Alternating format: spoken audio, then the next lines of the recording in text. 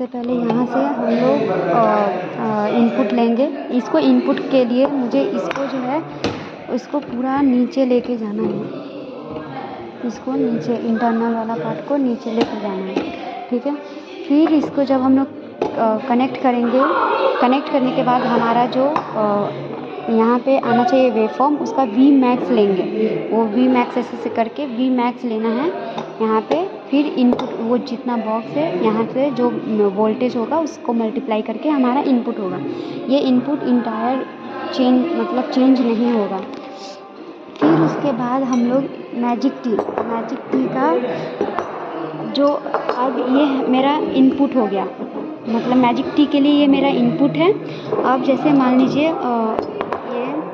ये S1 1 2 3 4, तो ये 1 2 3 4 हो गया।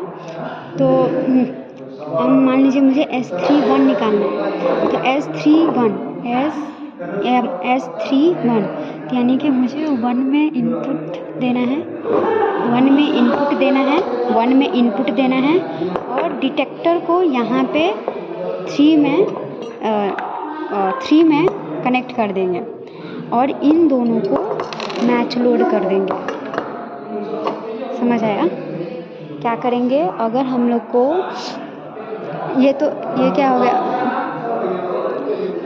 जिसमें इनपुट निकालना है उसको इनपुट में कनेक्ट करेंगे, डिटेक्टर जहाँ आउटपुट में कनेक्ट करेंगे, फिर उसके बाद दो पार्ट को मैच कर देंगे।